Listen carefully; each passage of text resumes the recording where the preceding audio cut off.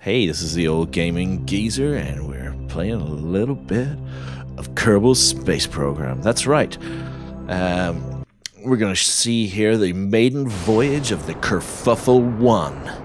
Yeah. We're sending Jebediah on a suborbital flight to pick up a little science.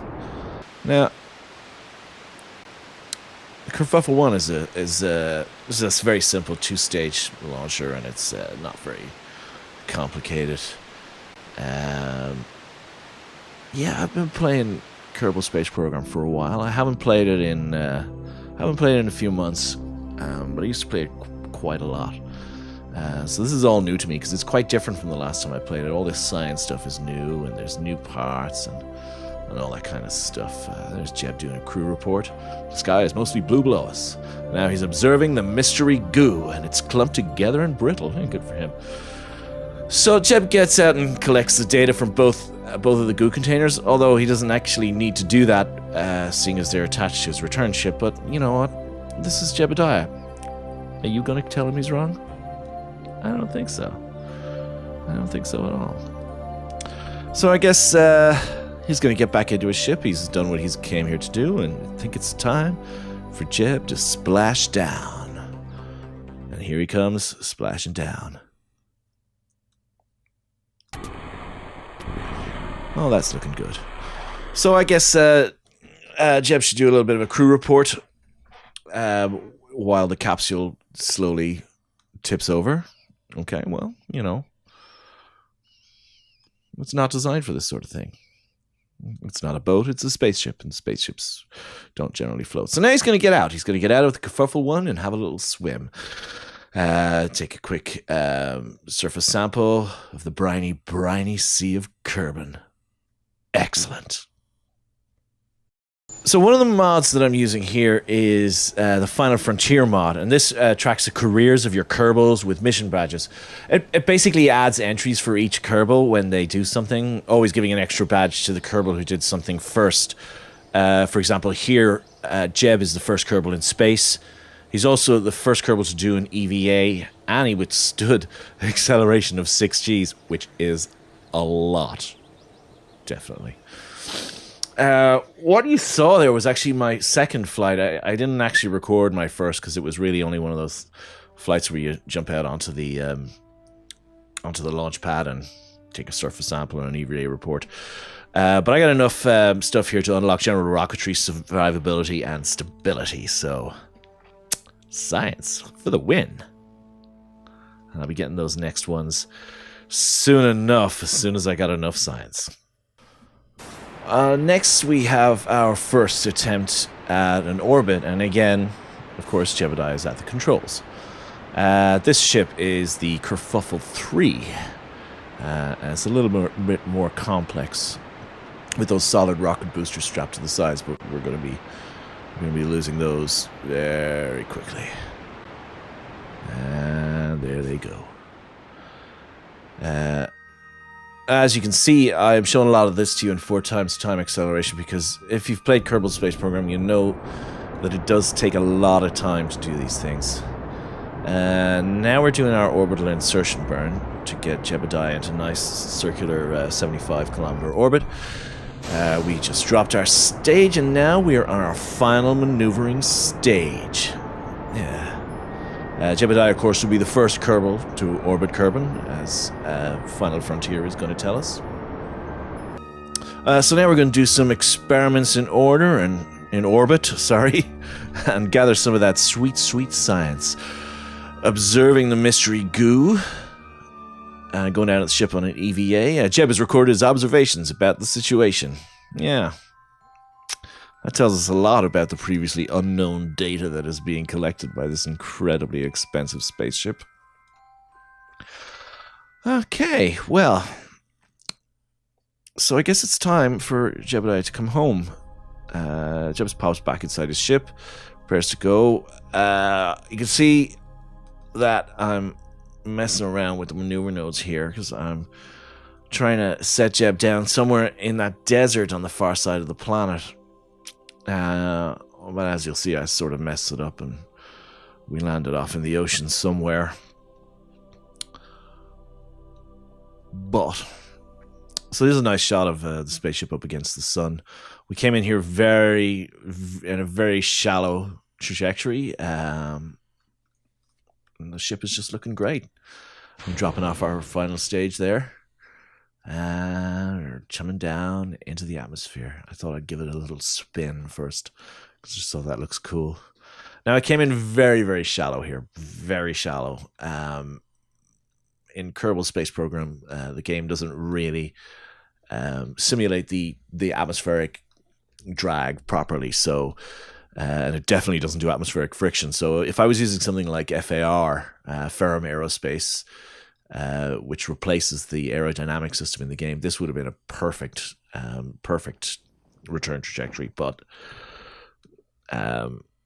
you know, in the standard game, it didn't really matter. I came in so shallow there wasn't even any re-entry effects, and which is a shame because that always looks cool. And so now we're coming into splashdown, and we're down, splashdown in the ocean, not in the desert where we were supposed to be. And I've got some science, some sweet, sweet science. I'm ready to unlock. I'm trying to decide what to unlock here. That's pretty much what I was doing there. Unfortunately, I couldn't unlock anything because I didn't have enough science points, so I figured may as well send a new rocket. And here it is. This is a Kerfuffle 5, and she's taken Jebediah all the way to the moon. We get high enough out of the atmosphere and start doing an orbital insertion burn, dropping a stage on the way. This ship is a little bigger than the last one. I added a science package under the capsule, and I added some landing legs. Plus, I added an intermediate stage to get us to the moon. And I'm quietly confident that the lander will have plenty of fuel to land and get Jebediah back safely. And here I'm setting up a maneuver node that will give me a Mooner encounter, tweaking it, hoping to get it perfect. I say perfect, but in actual fact, I am not good at these maneuver nodes at all. It's really trial and error with me. I'm just hoping that I don't kick myself out into deep space. The panel on the right there is the Kerbal Engineer plugin, and this is a great plugin. It gives you a lot of information on your ship. Like right now, I was beginning to suspect that I might be cutting this whole trip a little bit fine, fuel-wise. I'm basically going to be using half of my Delta V to set Jeb on a Kerbal to Moon transfer orbit. But you know what? We'll be fine. We'll be fine. We'll be fine. We'll be fine. Just burn. Burn, Jeb. Burn. Burn and reach the moon. Off he goes. Look at how fast the fuel is going down. Oh, dear.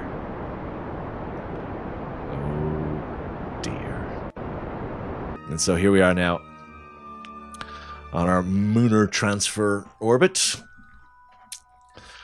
Coming in fast. Well, actually, we're coming in slow. I've just timed accelerated here. And so, bringing ourselves down, setting up a maneuver node to do a Mooner capture orbit. I love the name of the moon. The moon. The moon. I don't even know how to pronounce it. Do you say moon? Moon or Mun? Who knows? Well, I'm sure the squad guys know. So here we are. We're doing our Mooner capture burn. Using a lot of our precious fuel to do so. When we finish this, we're only going to about have half the amount of fuel left. But luckily, this is a very short burn. I wonder, should I have gone straight to lunar landing from that, or would that cost more Delta V? I don't know. I don't know enough about that. So we got a nice little circular orbit there, and we're in the dark.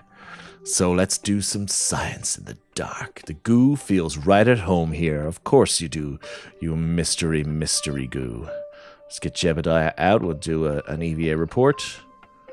Yeah, okay. We'll probably looked at the things. Looked at our...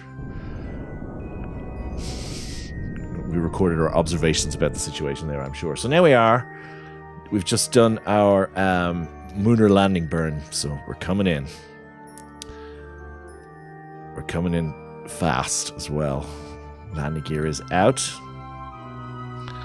And here we are. I plan to land in the large dark crater on the moon. So We're coming fast over the surface now, and there's a crater coming over the horizon. I start slowing down, burning fast. Burning my precious, precious fuel. Precious, precious fuel. Starting to come down now.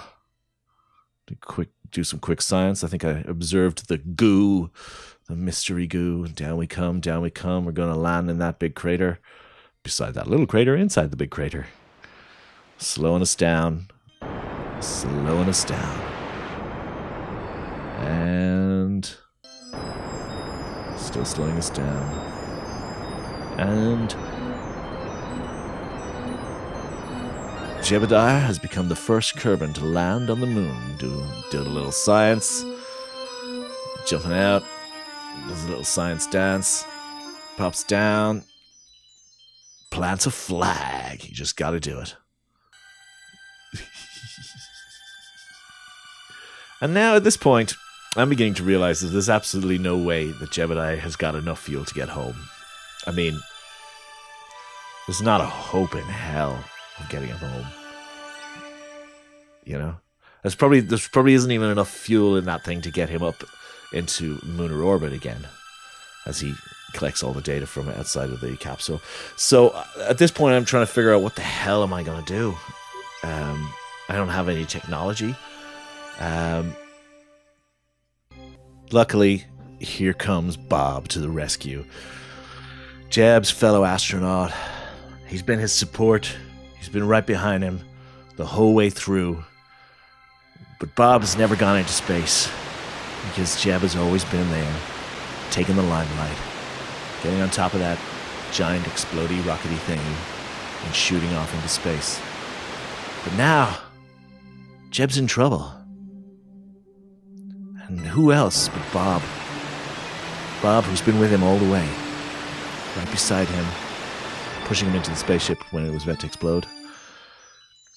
Bob, he said to Mission Control, Jeb's in trouble. I gotta go. So they threw together this ship haphazardly. Two capsules, one on top of the other. Hopefully enough fuel. Minimal weight possible. And Bob is just flying by the seat of his pants. Flying in there. And oh my God, he lands just 2 short kilometers away from where Jeb is stranded. Bob is the hero here. He's the hero of the day. Jeb may have done everything first, but when Jeb's in trouble, Bob is the only one who can come and save him, and Bob almost knocked over his spaceship there. I don't know, did you notice that? So here's my ship. As you can see, two capsules, one on top of the other. Got a big girder down the middle. And let's switch over to Jeb. Jump out of his ship. He's got all the science. He picked up all the science before we left. He's taking it out of the... he picked it out of the experimental capsules before. Now he's just taking it out of the crew capsule, and now he's up for it. Jetting across the lunar landscape, his buddy, his wingman, off over the rise, has come to rescue him. He's going to be there for Jeb, and Jeb needs him most. Who else would be such a loyal friend? Who else but Bob? The greatest, the only Bob. And so Jeb manages to jet in at 4 times time acceleration, of course, jumps onto the side of the spaceship, falls down, jumps on again, gets in. Everybody's in. We're ready to go and launch. Jeb and Bob. Look at the two of them. And of course, Bob is just looking around going, yeah, this is pretty cool. But Jeb is like, yay! I got rescued, bitches! So this ship has got hopefully enough fuel to get them home, and I think it does. It's very light. I originally was going to put 3 fuel tanks and 2 engines on it, but and 3 engines, but I thought that was just going to be way too heavy and you know, I just don't have the science to have the parts, the technology. So I'm doing basically straight from launch. I'm doing a return trajectory. I'm not even going into orbit around the moon. I'm just going straight home. As we reach the top of our orbit, we burn like crazy. And now, there we are. We're on our way home. We're back into. Oh, and I've run out of electricity, so I was spinning like crazy. So now we're coming back down. Hot atmospheric effects over the mountains, and can you believe it? I am landing like about 5 kilometers away from the Kerbal Space Center, or well, at the mountains behind the Kerbal Space Program Center. I don't know how far that is away. What is it? 10 kilometers, 5 kilometers, something like that. And down they come, the two of them, the heroes, back from the moon. Oh yeah, and we fall over. These guys got no fucking grace whatsoever. All right, so out we get. Let's have a look. Jeb gets out, face plants, of course, kisses the sweet, sweet ground. He's so happy to be home. And there they are, the two heroes, Jebediah Kerman and Bob Kerman. Two Kerbal heroes. You wish that you were as awesome as these two guys. I wish I was as awesome as these two guys. And so I got a buttload of science from that. 2 missions to the moon, 2 moon landings, and technically 1 return, but 2 crew return. I'm sure if I managed to get that out of the ship back at some point, I would get some science from it. And now I'm looking at what science I'm going to pick up, and I don't know what I'm going to take. Well, this is the old gaming geezer, and I've just done my first Kerbal Space Program video for you, and I'm thinking I'm going to do more, although this is a lot more work than doing other videos. It looks like I'm getting all of those 3rd tier science stuff, and do I have enough points for the next one? I can't really tell on my preview window here. So, well, my next mission, I don't know what it's going to be. Might go out to Minmus. I might go back to the moon and try and get some science from different areas of the moon. I believe you can do that. So now we're going to look at the final frontier and see how my guys are getting on. Oh, Bill has a ribbon? Why did Bill have a ribbon? 6 Gs? I must have sent Bill on a mission and didn't... And didn't record it. I'd forgotten about that. Okay, well, Bob has got some mission. He's been to the moon. He's been to lunar orbit. G-force. Yeah, Kerbin's surface ribbon. He's been on Kerbin's surface. Good for him. And of course, Jebediah has the most ribbons. But you know that's because he's Jebediah. You know, if you're Jebediah, you have the most ribbons, and that's just the way it is. There's no arguing with it. It's like a natural law. It's like, you know, saying that Jebediah can't have more ribbons than everybody else is like saying the tide can't come in or the wind cannot blow. He's Jeb. That's the way it is. And this is also the way it is. This is the old gaming geezer, and I'm going to sign off. It's been fun. I'll be playing some more Kerbal Space Program soon. Good night.